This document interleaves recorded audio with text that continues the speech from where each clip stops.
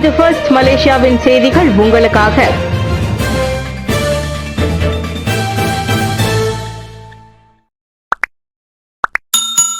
DBKL வியாபாரிகளுக்கு 2027 வரை 50% வாடகை தள்ளுபடி. ஹன்னாயோ அதிரடி.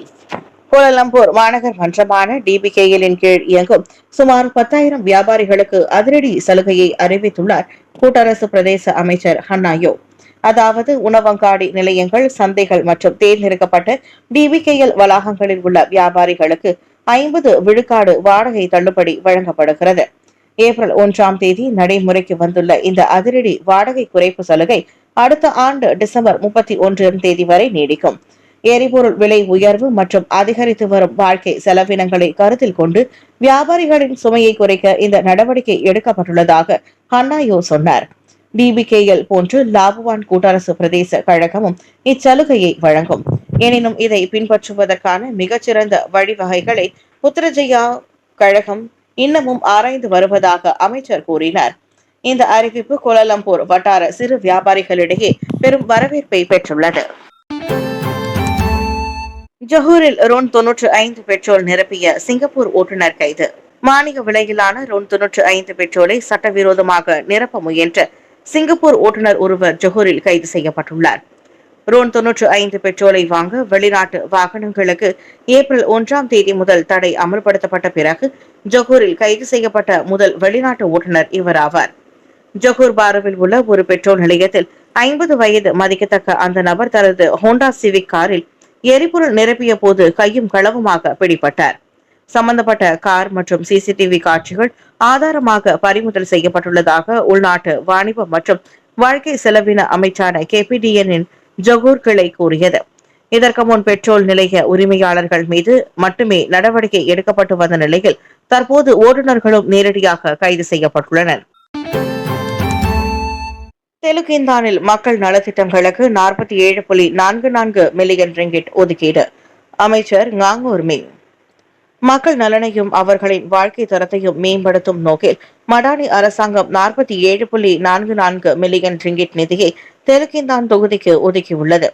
இந்நிதி செந்துஹான் காஷி KPKT 2026 பயண திட்டத்தின் கீழ் 8 முக்கிய திட்டங்களுக்கு வழிவகுக்கப்படுவதாக தெலுங்கிந்தான் நாடாளுமன்ற உறுப்பினரும் KPKT எனப்படும் வீடமைப்பு மற்றும் ஊராட்சித்துறை அமைச்சருமான ஞாங்கூர் மிங் தெரிவித்தார்.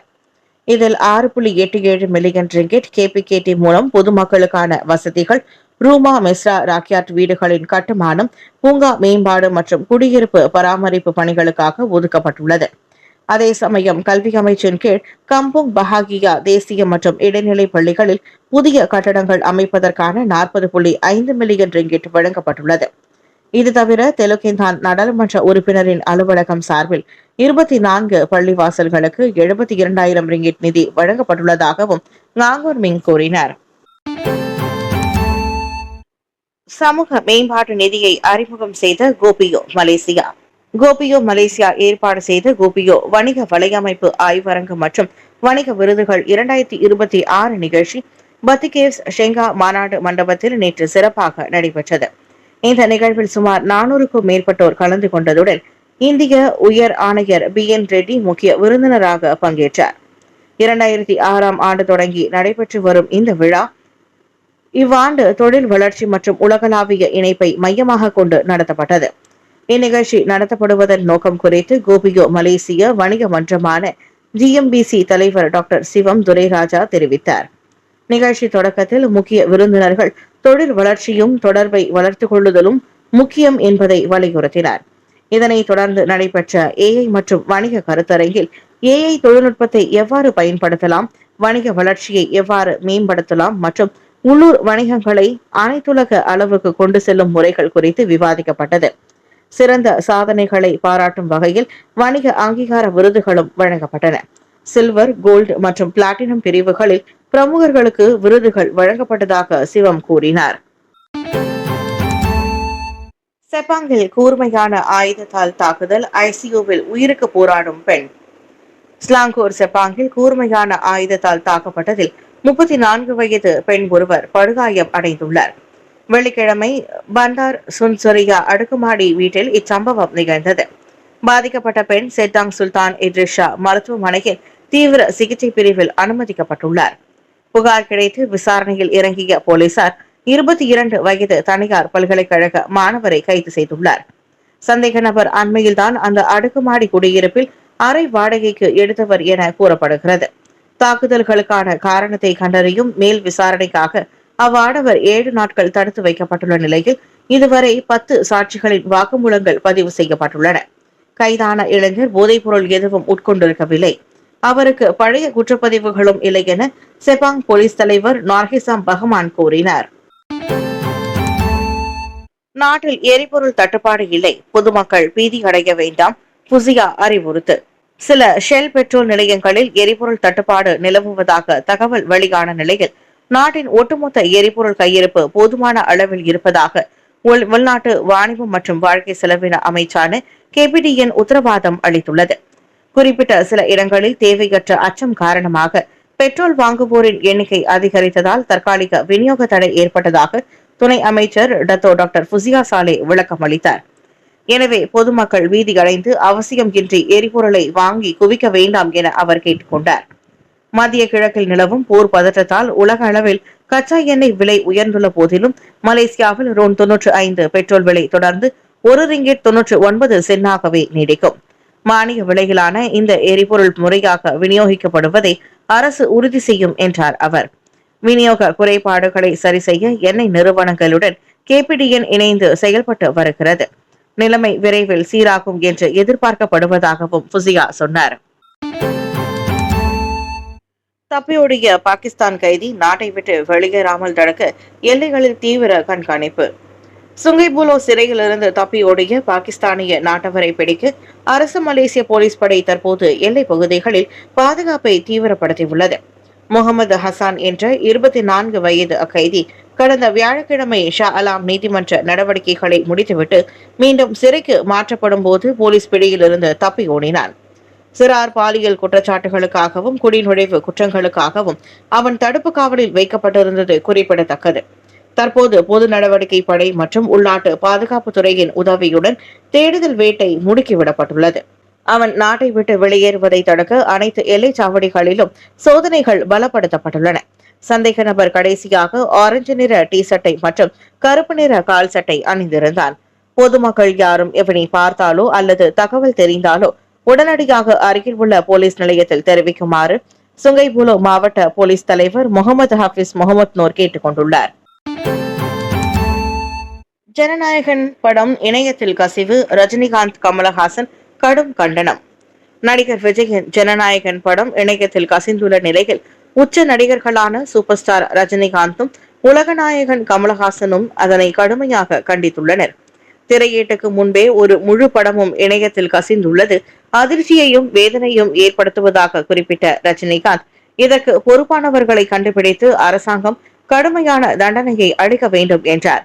இவ்வேளையில் இச்சம்பவம் சாதாரண தவறல்ல, இது ஒரு அமைப்புசார் தோல்வியை வெளிப்படுத்துகிறது. குறிப்பாக தாமதமான தணிக்கை சான்றிதழ் நடைமுறைகள் போன்ற காரணங்கள் இந்த கள்ளப்பதிப்பு நடவடிக்கைகள் அதிகரிக்க வழிவகுப்பதாக கமல்ஹாசன் குறிப்பிட்டார். அரசியலில் நுழைந்துள்ள விஜயின் கடைசி திரைப்படமான ஜனநாயகன் தணிக்கை பிரச்சனையால் வெளிவராமல் முடங்கி கிடக்கிறது. இந்நிலையில் சில தினங்களுக்கு முன் அதன் 5 நிமிட காட்சிகள் முதலில் கசிந்த நிலையில் பின்னர் முழு படமும் HD உயர்தளத்தில் இணையத்தில் வெளியானது பெரும் அதிர்ச்சியை ஏற்படுத்தியுள்ளது. இது படக்குழுவினருக்கும் தயாரிப்பாளருக்கும் மிகுந்த பாதிப்பை ஏற்படுத்தியுள்ள நிலையில் இதற்கு பொறுப்பானவர்களுக்கு கடுமையான நடவடிக்கை எடுக்க வேண்டும் என ரசிகர்களும் வலியுறுத்தியுள்ளனர். அறிந்ததால் சர்ச்சை. ஸ்கூடாயில் பள்ளிக்கு வெளியே சண்டையிட்ட 13 சிறுவர்கள் உட்பட 15 பேர் கைது. ஜகூர் ஸ்கூடாய் பந்தார் செல்சாயா ஜெயாவில் உள்ள ஒரு இடைநிலை பள்ளி வெளியே ஏற்பட்ட சண்டை பெரும் பரபரப்பை ஏற்படுத்தியுள்ளது. 2 பெண்கள் மற்றும் 13 பையன்கள் போலீசாரால் கைது செய்யப்பட்டுள்ளனர். அவர்கள் 12 முதல் 37 வயதிற்கு உட்பட்டவர்கள் ஆவர். பள்ளி முடிந்த பிறகு ஒருவரை கன்னத்தில் அறைந்த சம்பவம் சண்டைக்கு காரணமாக இருந்ததாக இஸ்கந்தார் புத்ரி போலீஸ் தலைவர் ACP M குமராசன் கூறினார்.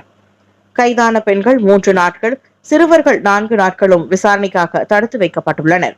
29 வினாடிகள் கொண்ட சண்டை வீடியோ சமூக ஊடகங்களிலும் வைரலாகியுள்ளது. அமெரிக்கா ஈரான் நேரடி பேச்சுவார்த்தை தோல்வி, எந்த ஒப்பந்தமும் எட்டப்படவில்லை. பாகிஸ்தான் தலைநகர் இஸ்லாமாபாத்தில் அமெரிக்கா ஈரான் இடையில் நடைபெற்ற நேரடி அமைதி பேச்சுவார்த்தைகள் எந்த உடன்பாடும் எட்டப்படாமல் தோல்வியடைந்துள்ளன. சுமார் 21 மணி நேரங்களாக விடிய விடிய பல சுற்று பேச்சுவார்த்தைகள் நடைபெற்ற போதிலும் அமெரிக்காவின் நிபந்தனைகளை ஏற்க ஈரான் மறுத்துவிட்டதாக அமெரிக்க துணை அதிபர் ஜெடி வான்ஸ் கூறினார். எங்களால் இயன்றவரை மிகச்சிறந்த திட்டத்தை முன்வைத்தோம், ஆனால் ஈரான் பிடிவாதம் காட்டுகிறது. இது ஈரானுக்கு கெட்ட செய்தி என்பது மட்டும் நிச்சயம் என வான்ஸ் கூறினார். இந்த பேச்சுவார்த்தைகள் அணு ஆயுத திட்டம் தொடர்பான பதற்றங்களை குறைப்பதற்காக முன்னெடுக்கப்பட்டது. ஆனால் இந்த முக்கிய பிரச்சனைகளில் இருதரப்பும் ஒருமித்த முடிவுக்கு வர முடியாததால் கலந்துரையாடல்கள் முடிவின்றி நிறைவடைந்தன. இன்னொரு முக்கிய பிரச்சனையான ஹார்முஸ் நீரிணையை திறப்பது பற்றிய பேச்சுவார்த்தையின் முன்னேற்றங்களை வான்ஸ் வெளியிடவில்லை. இந்நிலையில் பெரும் எதிர்பார்ப்போடு பாகிஸ்தான் வந்த அவர் ஏமாற்றத்துடன் வாஷிங்டன் திரும்ப தயாராகி வருவதாகவும் கூறப்படுகிறது. பிலிப்பைன்ஸ் சென்ற டீசல் தொம்புகள் மலேசியாவிலிருந்து அனுப்பப்படவில்லை. MTEN தகவல். பிலிப்பைன்ஸ் நோக்கி அனுப்பப்பட்ட 3,29,000 டீசல் தொம்புகள் மலேசியாவிலிருந்து சென்றவை அல்ல என தேசிய பொருளாதார நடவடிக்கை மன்றமான MTEN தெளிவுபடுத்தியுள்ளது. சில வெளிநாட்டு ஊடகங்கள் இந்த டீசல் மலேசியாவிலிருந்து வந்ததாக செய்தி வெளியிட்ட நிலையில் MTEN அதனை திட்டவட்டமாக மறுத்தது. எனவே பொதுமக்கள் யூகங்களை கிளப்பாமல் அரசாங்கத்தின் அதிகாரப்பூர்வ அறிவிப்புகளை மட்டுமே நம்புமாறு அது வலியுறுத்தியது. முன்னதாக பிலிப்பைன்ஸ் எரிபொருள் கையிருப்பை அதிகரிக்கும் பொருட்டு மலேசியாவிலிருந்து 52.311 மில்லியன் லிட்டர் அல்லது 3,29,000 தோம்புகளில் டீசல் வந்து சேர்ந்ததாக அந்நாட்டு ஊடகங்கள் கூறியிருந்தன. மார்ச்சில் ஜப்பான் 22.578 மில்லியன் லிட்டர் டீசலை அனுப்பியதாகவும் ஏப்ரலில் மலேசியா அனுப்பியதாகவும் அவை தெரிவித்திருந்த நிலையில் MTEN இந்த மறுப்பு செய்தியை வெளியிட்டுள்ளது.